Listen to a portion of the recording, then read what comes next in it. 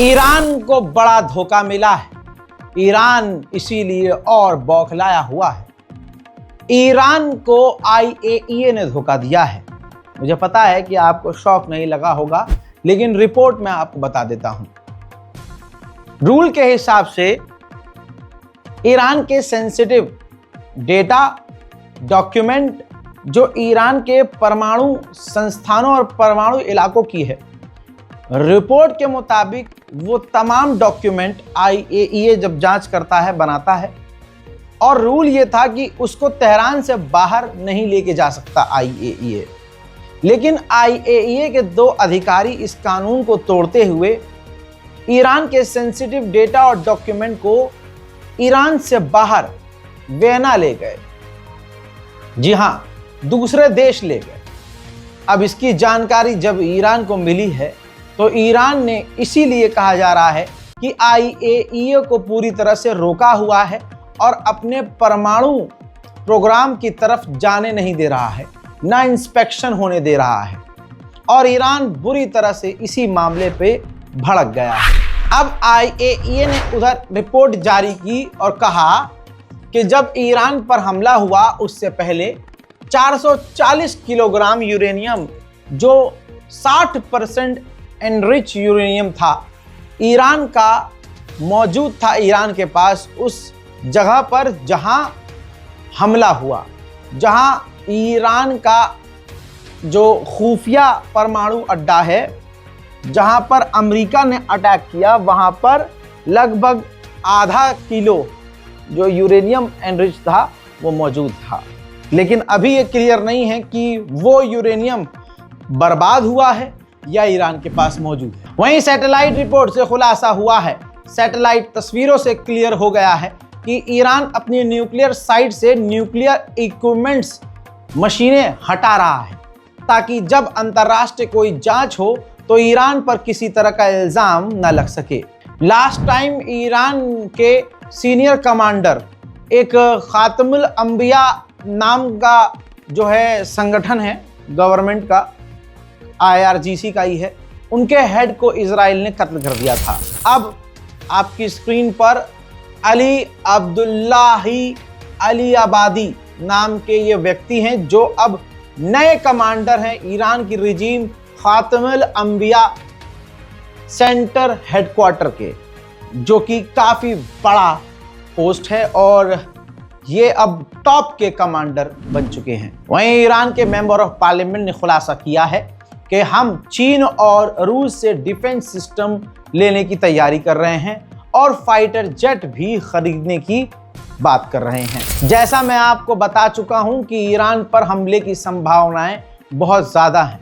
ऐसे में अमेरिका का एक और एयरक्राफ्ट कैरियर पर्शियन गल्फ के पास पहुंच चुका है और तेज़ी से ईरान के इलाकों की तरफ बढ़ रहा है। वहीं खबर ये आई है कि बरतानिया की गवर्नमेंट और ईरान की गवर्नमेंट ने डील को लेकर बात की है।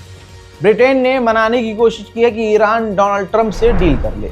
वहीं मेरे दोस्तों, ईरान में लगातार धमाके की जो घटनाएं हैं वो बढ़ती जा रही हैं। तस्वीर आपके सामने है।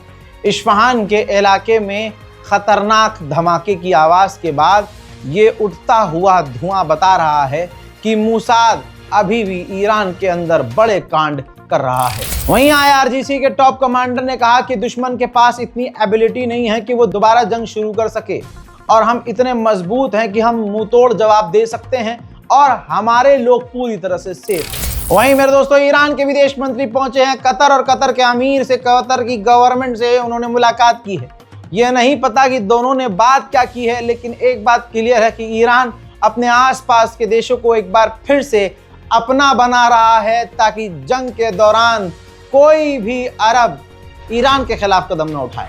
लेकिन वहीं कतर के अंदर जब ईरान की डेलीगेशन मौजूद थी, जिसमें विदेश मंत्री भी ईरान के शामिल थे, कतर के अंदर ही फिर हमास की डेलीगेशन, हमास की टीम से मुलाकात ईरान की डेलीगेशन ने की है। ईरान के विदेश मंत्री ने कहा है कि ना तो हमें जंग से डर लग रहा है, ना हमें किसी से बातचीत करने में डर लग रहा है। हम बिल्कुल क्लियर हैं, हमारी जो मांगे हैं, हमारी जो रेड लाइन है, वो हमारे लिए बिल्कुल क्लियर।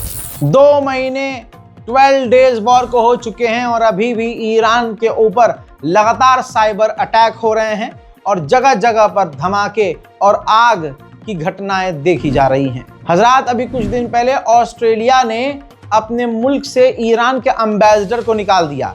टिट फॉर टैट की पॉलिसी का इस्तेमाल करते हुए अब ईरान ने भी अपने मुल्क से ऑस्ट्रेलिया के एम्बेसडर को भगा दिया है। इंडोनेशिया के अंदर कई अरब और मुस्लिम देश मौजूद थे और कल्चरल मीटिंग हो रही थी।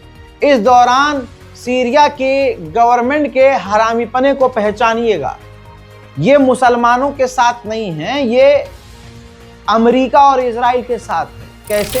ये देखिए, जब ईरान की बारी आई और ईरान बोलने के लिए खड़ा हुआ तो सारे के सारे बैठे रहे। लेकिन बताइए, सीरिया का जो कल्चरल मिनिस्टर है ईरान को देखते ही उठकर वहां से चला गया। बताइए, ये वही सीरिया है हरामी जोलानी कि जब इजराइल बोलता है, अमेरिका बोलता है तो इनका पिछवाड़ा जो है च्युइंगम से चिपका रहता है सीट पर।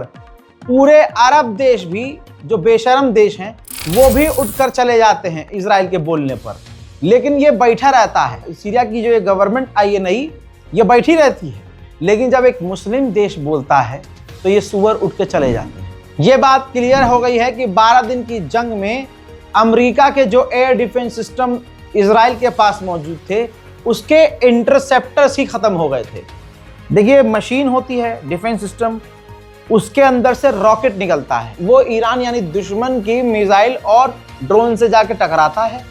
इस चीज को इंटरसेप्टर कहते हैं, आसान भाषा में रॉकेट।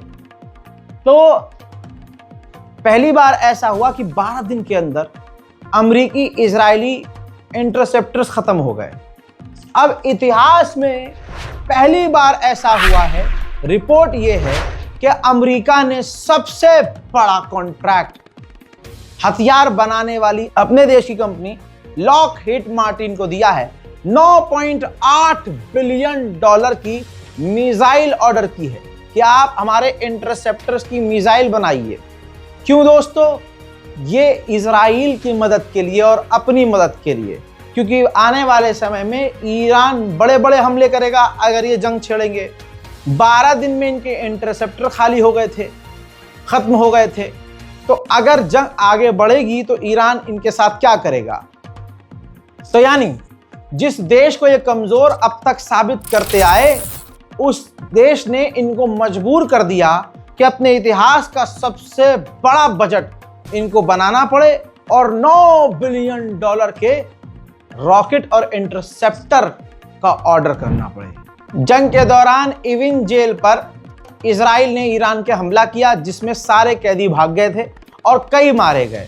अब ऑफिशियली ईरान के गवर्नमेंट ने ऐलान किया है कि हमने तमाम भागे हुए कैदियों को वापस से पकड़ लिया है।